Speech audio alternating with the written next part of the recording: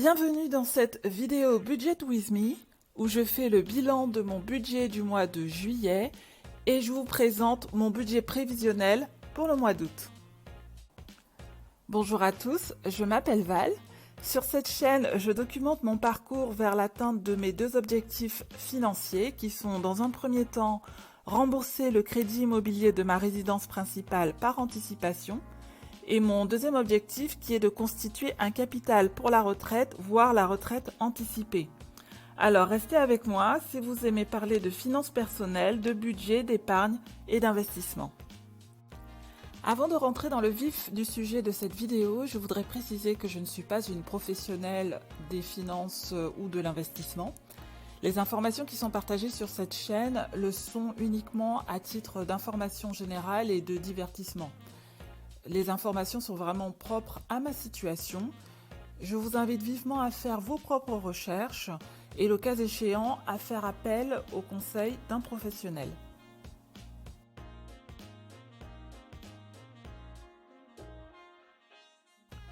Depuis de nombreuses années, je pratique la méthode du budget zéro.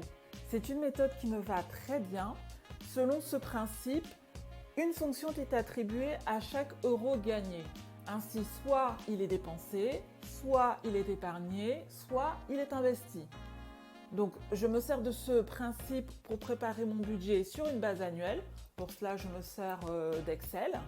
Ensuite, mon budget est révisé mensuellement en fonction de mes prévisions de revenus et de dépenses.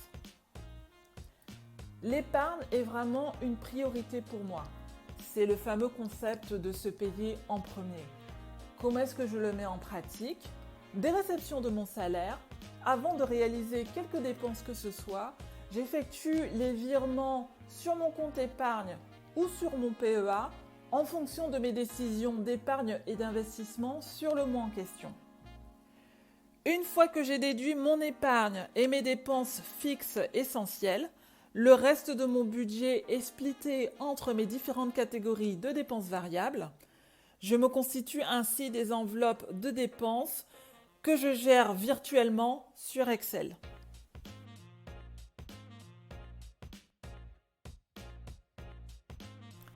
Un peu de contexte concernant le mois de juillet.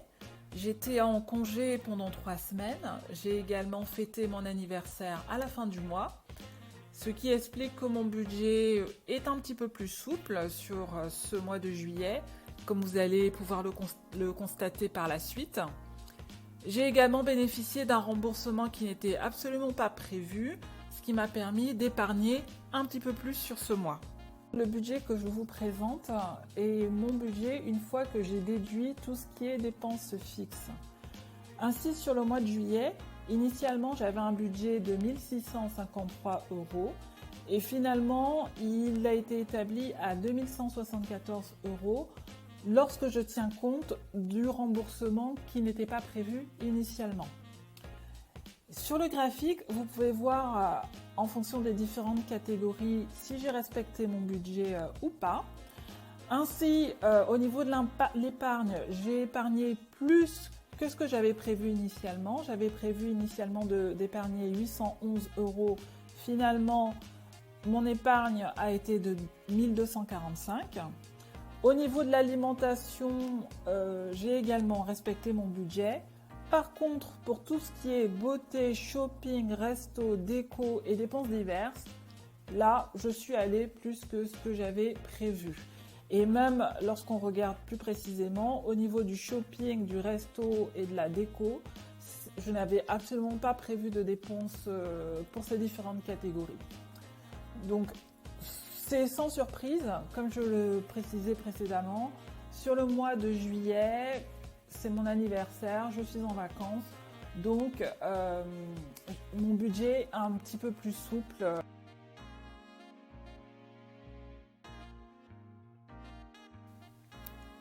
Sur le mois d'août, il est important de prendre en considération deux éléments majeurs concernant mes ressources financières. Déjà, dans un premier temps, je vais recevoir ma prime de vacances, en plus de mon salaire de base. Et je prévois également un remboursement au niveau des impôts, ce qui va me permettre d'avoir un budget un petit peu plus important sur ce mois. Et en matière de dépenses, mis à part mes dépenses habituelles, je prévois également de faire quelques achats décoration pour mon appartement. Et j'ai également une sortie resto qui est prévue avec des amis. Une fois que j'ai déduit mes dépenses fixes, mon budget pour le mois d'août s'élève à 2 481 €. Et je prévois de le dépenser de la manière suivante. Plus de 85% sont consacrés à l'épargne et à l'investissement, ce qui représente 2 129 €. Je prévois un budget de 212 € pour l'alimentation, 30 € pour le restaurant, 30 € pour la beauté et l'hygiène, 50 € pour mes dépenses décoration, 10 € pour mon abonnement Audible. Audible, si vous ne savez pas ce que c'est une application qui permet de lire des livres audio. Et je prévois 20 € pour des dépenses diverses. Et voilà, cette vidéo est terminée. N'hésitez pas à me dire ce que vous en avez pensé en commentaire. Parlez-moi aussi un peu de vous.